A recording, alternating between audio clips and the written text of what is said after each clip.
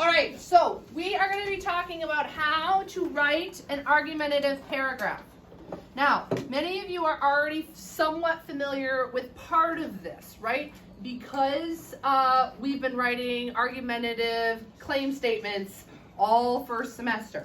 Now we're going to start branching off of that into writing argumentative claim statement and then actually doing one of the paragraphs, right? Typically, this is something that you're going to then build on next year in U.S. history, and then you're going to do if you take other classes as well.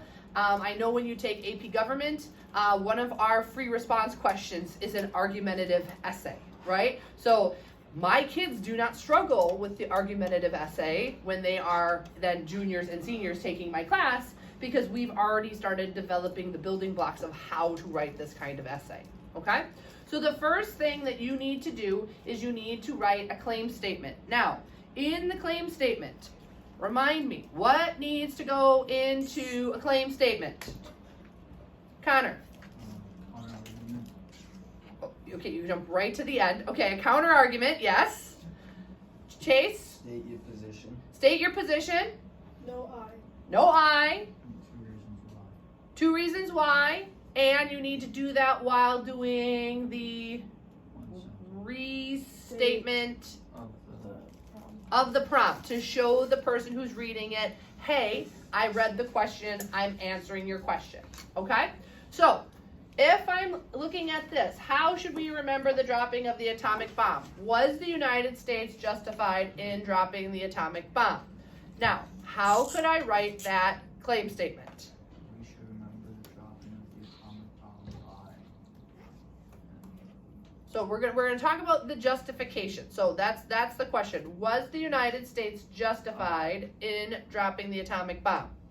The United States was or wasn't justified in dropping the atomic bomb Because, and then we're gonna stop. Okay, so the United States, and you might want to get out a piece of paper and write this along with me, right? You might want to take one of your pieces of paper, the one that says the CEA. You might want to write along with me on the back of that, so you have some idea. There's something to refer back to. The United States was not justified in dropping the United, or the, was not. It wasn't. atomic bomb because. The because is very important. I'll let you write that down and then we'll talk about what the word because does. Can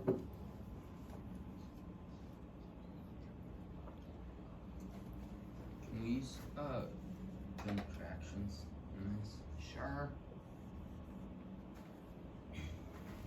The word because is important because what it does is it establishes a line of reasoning. Because it establishes a line of reasoning. And a line of reasoning is a fancy phrase for what? Your position. No, your position is this. Your Evidence. No. Your Believe. why. Why do you believe that? So here's my position, and now I'm going to tell you why. Okay? What has helped me to come to that position, right? Now, you guys are familiar with this, yes? This should all be review. Uh-huh. Mm-hmm. For some of you, unfortunately, it's not. But for many of you, you are writing good, solid claim statements at this point. Once you establish your line of reasoning, what do you need to do? Who gave it to me before? You need to give me your 2 reasons. What 2 things make you think that this is true? Now, these can be generalized reasons, right? The kind of overall idea. But remember, these overall ideas have to be, and when you write your paragraphs, are going to have to be supported by your evidence. Okay? So, I'm going to take the position of justified.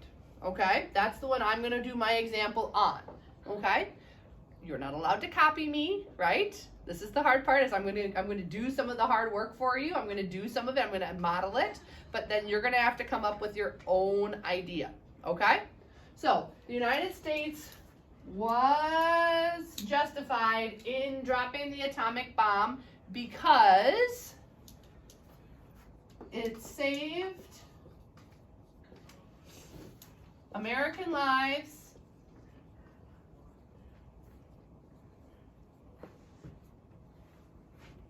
brought an end to the war. I'm going to say swift end.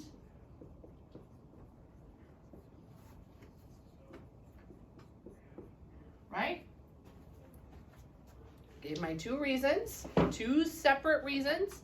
Both, do I have evidence that can support both of those concepts? Yep. Do I have data that I have been able to collect that I could use to support either one of those? Yep. Yes. And then what do I need to do? Counter-argument. Counter-argument. What is a great way to indicate a counter-argument? Semicolon. Although, semicolon, by the way, I just taught my husband the proper use of a semicolon at 37 years old. Although, what? What is the use of that thing? The use of a semicolon, it conjoins two independent phrases. So instead of using a period, I could put a period here, and then I could start a new phrase that says, although many people disagree because. That could be a whole independent sentence. What a semicolon does is it says this can stand on its own as a sentence, this can stand on its own as a sentence, but we're going to conjoin them because they are so connected in their ideas that they shouldn't be separated. Does that make sense? But my husband thought it was comma, although, semicolon, and I got to give him some awesome English instruction. All right.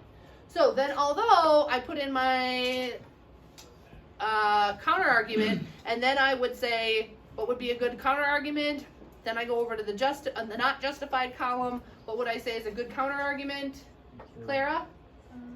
Although it killed lots of Japanese. Okay. Although it killed many Japanese civilians. Bingo. Right? This should be a review. Yes? This is a good, strong claim statement. Should it say American lives and brought with them, like, why is there a comma there? Where? It saved American lives, comma, brought Swift end to World War II. Should it say it saved American lives and brought Swift end to World War II? The United States was not justified in dropping the atomic bomb because it saved American lives, brought a swift end to World War II. No, you can do it without and. All right, this should be familiar. This is where we're going to pick up. Now, this is what you are going to do. So now, when you write your argumentative essay on Monday, when you do this, you will write a claim statement. You will write a whole claim statement. Yes? Yes. Because you know how to do this. You will write a full claim statement that restates the prompt, takes a position, gives two supporting reasonings, and offers a counter argument. You will do that. Now what you are going to do is you are going to focus on writing one paragraph of this essay. Okay? Typically then, this would be followed, this would be your introduction. You have paragraph 2, paragraph 3, paragraph 4. Right? This would be explaining how it saved American lives would be paragraph 1. Brought a swift end to World War II would be paragraph 2. And although Japanese, this would be paragraph, no, wait. Sorry. 2, 3, 4. And then followed by a conclusion if you needed to write one. Okay? We are only going to worry about writing paragraph 2. That's the only thing you're going to do. You are going to write a claim statement followed by paragraph 2. Okay? Because guess what? If you can write paragraph 2, then you can do what? The other 2 paragraphs. You can write paragraph 3. These 2 paragraphs are going to be identical. Paragraph 4 is a special monster on its own, okay? But you won't do that until you get into U.S. history, okay? Tinder. So when writing this, we're only focusing on the first point in our claim statement? Bingo. So you have to have 2 pieces of argument. You have to indicate what you would argue in your second paragraph, but I'm not making you argue that. I want you to concentrate on doing 1 paragraph well first before we explode the expectations, right? Because my understanding is if I can teach you how to do this paragraph, then I can teach you how to do this paragraph and this paragraph. Does that make sense? Chase. So we should put our strongest argument first. Bingo. You should put your strongest argument first, the one that you feel like you have the most evidence for first. Okay? Good question. Okay. Good questions. Any other concerns before we move on? All right, so then look at where we are. Okay? Look at where we are on our page here, right? The CEA, right? You have given your claim statement. You are right there. You have done that. Now we are moving on to our practice page. What is the first thing you need to give then as you start your second paragraph? You need to give a topic sentence. You need to tell the audience what are you going to be talking about in this paragraph. Well, what am I going to be trying to focus on in my second paragraph? The first reason why it was justified because. Okay. Yes. You could say the first reason why. You could say the primary reason, right? All of those kind of indications, essentially moving this as a topic into the next paragraph, right? So, we could say the first reason why the Americans were justified in dropping the bomb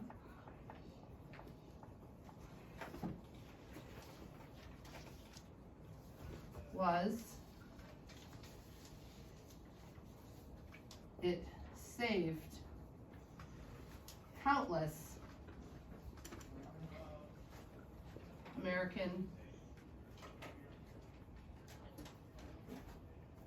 lives. Okay? Notice, I'm pulling this and I'm putting this here as my first topic sentence, right? I'm indicating to the reader, this is what I told you I was going to talk about. Hey, look, I'm talking about this here. Okay? You have to write, you have to make it super easy for your reader to follow. Okay?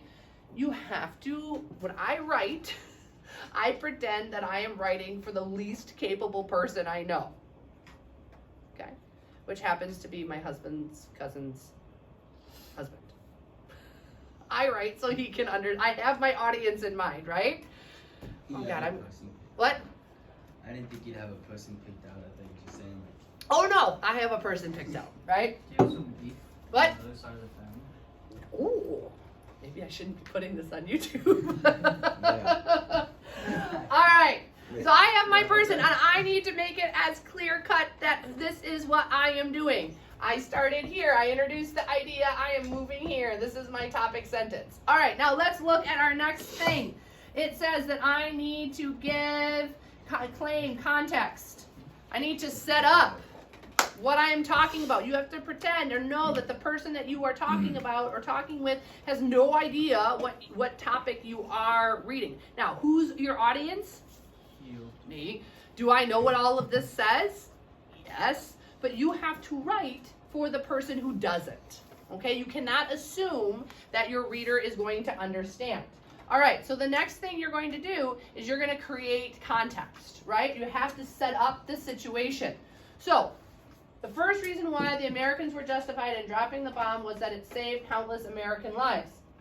All right, what is the context that I need to set up for this idea? How did we know that that lots of people were going to die and we were scared of what was going to come next? We just saw in Hiroshima and Okinawa, and like casualties were immense. Bingo. So the idea that the Americans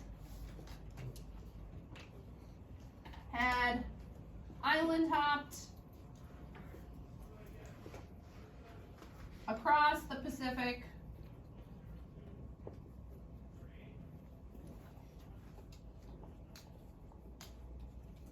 Ocean and had sustained heavy casualties, especially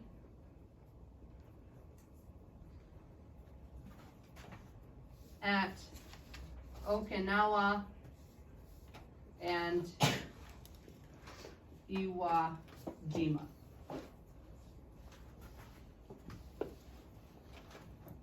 Do you notice how what is in the green helps to set up the situation? Is this my evidence per se? No. No. Is it leading to my evidence? Yes, but this is not my evidence. If I just started dropping numbers right after this top part, that so many Americans died on Okinawa, so many Americans died in Iwo Jima, is that going to be meaningful to my reader in understanding how that evidence connects to this topic? No, you need to create a bridge for your reader from, hey, this is what I'm going to be talking about, and here's my fact that's going to support that idea. You need to create context so that they have a place in their mind to hook that fact in their brain. Okay? There's a desire for a lot of students to go right into giving their fact. But your fact is meaningless if your reader does not have an understanding of where it plays in the broader universe. Okay? So you need to give context. All right, then, now I can get into my evidence. If I look back at my board, right? What would be the best piece of evidence for me to use? Document B, right? I could go into document B and say, where's my blue? In there. There, here's my blue. Okay, I could say in, what was the name for document B again? Thank God for the atomic bomb? Yeah. Okay, now, I'm gonna abbreviate because obviously I'm running out of board here, right? So I'm gonna say, in Thank God for the Atomic Bomb, the author discusses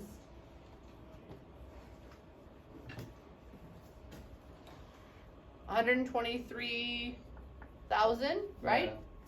123,000 deaths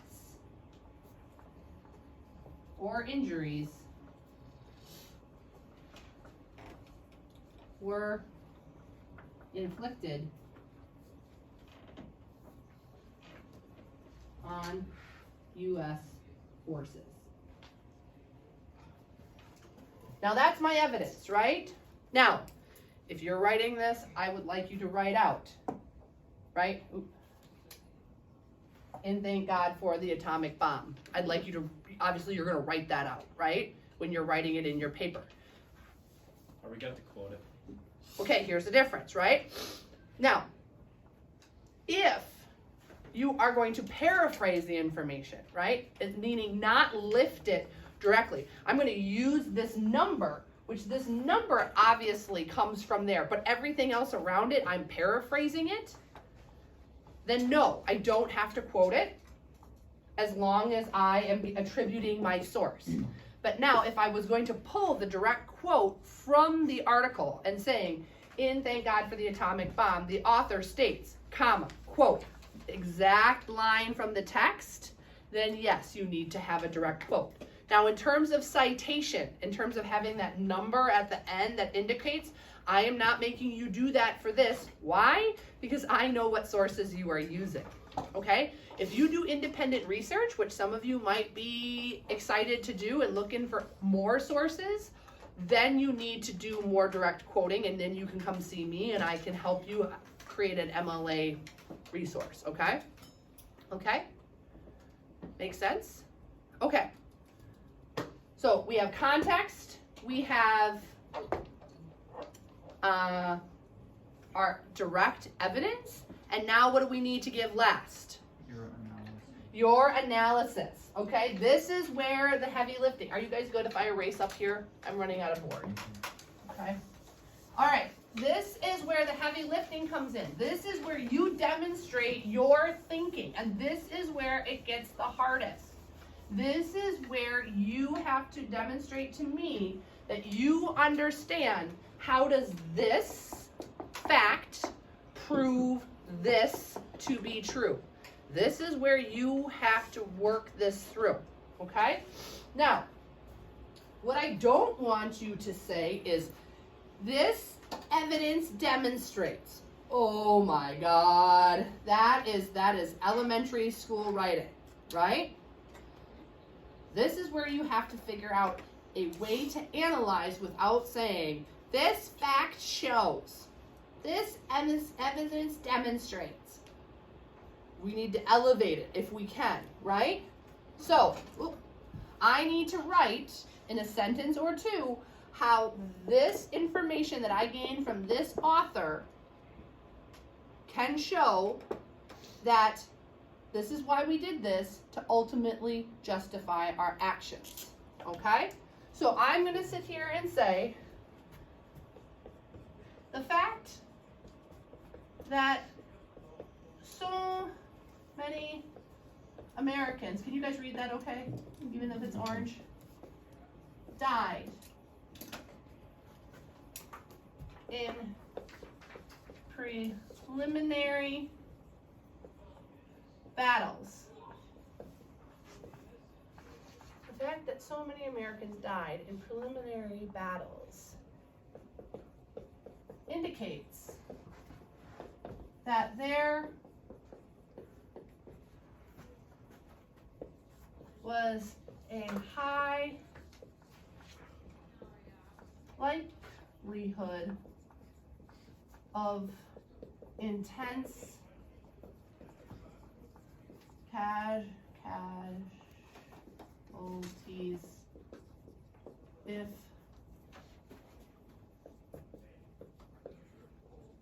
the Japanese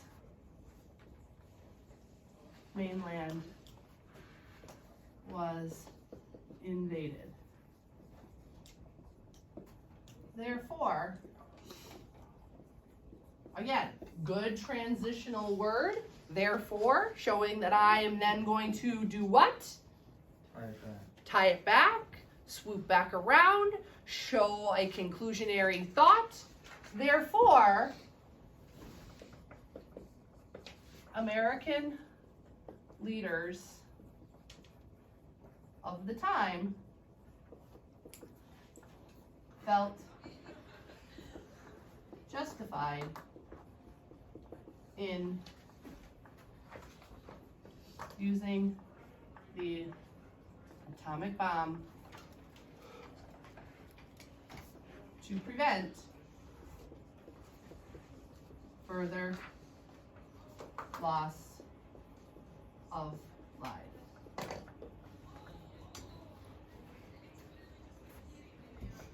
Now, is this easy for me? Why is this easy for me? You've done it for so long. I have done this in high school. I have done this in college. I teach this. I can do this on the fly. Do you see me? Do I have anything written in front of me? No, I am writing this essay authentically in front of you on the fly. I understand for some of you this is not going to be that easy, and that is okay, right? That you are building your capacity at doing this, that some of this might be a struggle, and that is okay, right? That's why I'm going to give you an entire day on Monday to work through writing this paragraph, right? And I'm also going to give you then another 4 days to come in and seek help during resource and other times so that I can help you if you are struggling, okay? Now, I did topic sentence, context, evidence, analysis. What do you think you get to do all over again in the same paragraph? Second piece. How would we Evidence and transition? analysis. Context, evidence, analysis. You should have 2 pieces of evidence used to support 1 point. Why not just use 1 piece of evidence to, I proved I was right here. I found a piece of evidence that says, hey, look, I'm right. Why do I need to go back through and do the entire thing again? The more evidence you have, the more persuasive it is. Exactly. I can just find 1 random fact that agrees with me. Trust me, the internet is wide, vast, and stupid. You can find tons of information that gives you 1 point of saying, haha, I'm right. It's like every stupid meme that you find on your Facebook feed or whatever, right? You can always find 1 stupid person who said 1 stupid thing that makes it look like you agree with them. But the more evidence you have, the stronger your argument becomes. So then what you're going to do, and I'm not going to do it here, because again, if I can get you to repeat it once, I can get you to do it again. So under the same topic sentence, in the same paragraph, you are going to find yet another piece of evidence that is going to prove that the Americans were justified because it saved countless loss of life, and you are going to then set context, give explanation, or give the evidence, and give an analysis point. Okay? Now, is this going to be a lengthy paragraph? Yeah. Yes. Yep.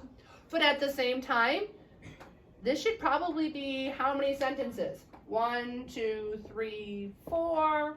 1, 2, then 1, 2, 3, 4. 1, 2, 3, and then a concluding paragraph, kind of tying it all together.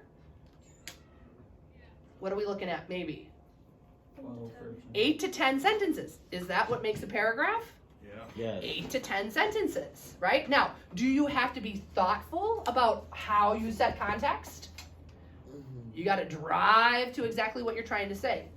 Can you have 2 sentences for analysis? Certainly. Should you have 3 or 4 sentences for analysis? Then you got to tighten it up, right? What you've noticed is that this really pushes you to say what you're going to say. You cannot ramble through this paragraph. Each sentence has a job, and you have to make sure that each sentence, each part of this paragraph does its job. And because of that, when we do this, I have a checklist, and what you're going to do is after you're done writing your paragraph, you are going to highlight each one of the sentences in your paragraph so you can indicate what sentences are doing what job. Yep. So after the first analysis, you say like another reason why the Americans are justified is that, and then you say No. You're not going into the next paragraph.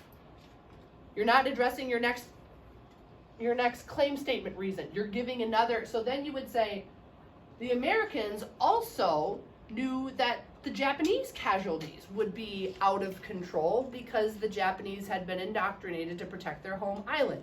It was estimated that an invasion of the Japanese islands would therefore inflict heavy casualties, not on 1 million Japanese would die as part of an invasion.